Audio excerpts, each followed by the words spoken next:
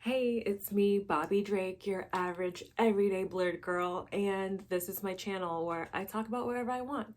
And today we're talking about Storm, aka Ororo.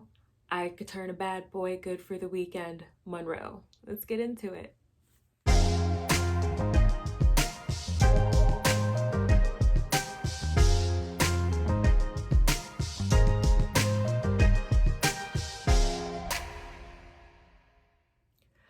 Although Anubis may have shown interest in Storm in X of Swords, he wasn't the first bad guy to shoot his shot at the Weather Witch.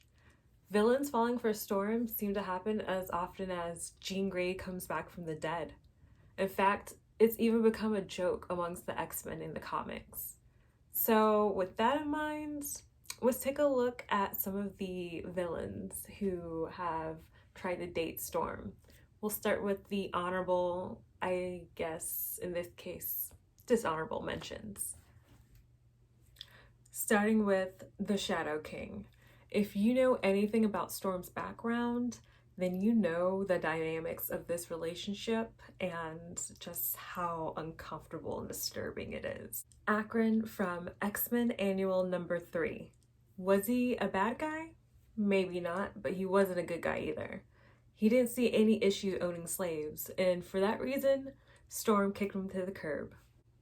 In Extreme X-Men number 10, when Khan, an intergalactic ruler, had landed on Madripoor to invade Earth, he decided he was going to take Storm captive and court her to be his queen, even if she wasn't interested and didn't really give her the option to say no. I'm pretty sure that's not how courting works. Needless to say, she wasn't really feeling him, Death Wish or not. And lastly, for the dishonorable mentions, we have Sebastian Shaw of the Hellfire Club. In Uncanny X-Men number 152, we see Emma Frost forcibly switch bodies with Storm. Until the unnecessary retcon in the 2000s, Sebastian Shaw has never shown any interest in the White Queen outside of business.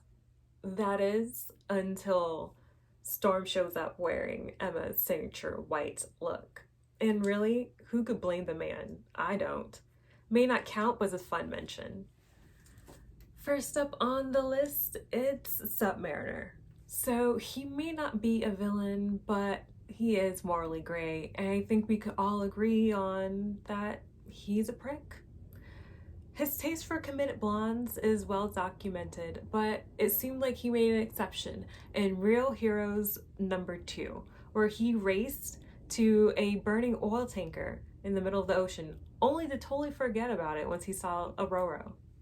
I'm sure the citizens of Atlantis are happy to know about his priorities. The two were even married in the pocket universe of Age of X, with the King of the Seas and the Gods of the Skies as a couple.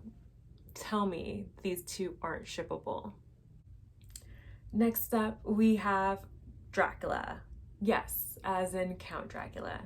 In Uncanny X-Men number 159, we see the Prince of Darkness try to woo the Wind Rider to make her one of his brides eternal, only to be deterred by her sense of strong conviction and control.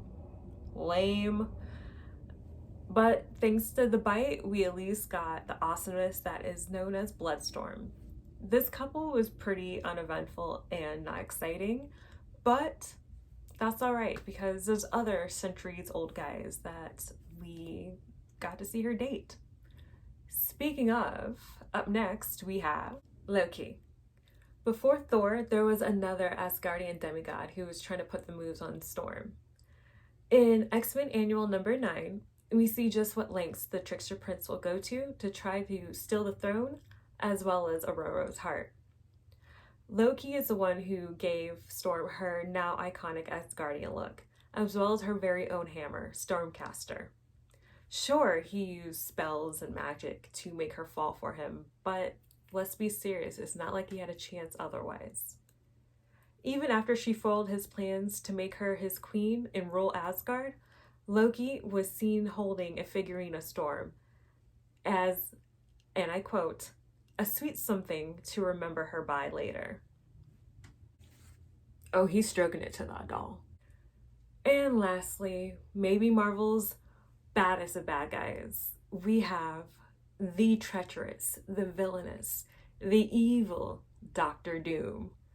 In Uncanny X-Men number 145, Storm goes to Latveria with the intentions of rescuing Arcade from the deadly dictator, only for Doom to wine and dine her while the rest of the X-Men get trashed by his Doombots. The girl clearly has her priorities straight.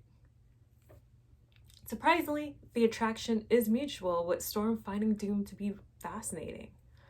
Though Doom takes the opportunity to kidnap Storm, after she frees herself, he later says he wishes that their time together had ended differently.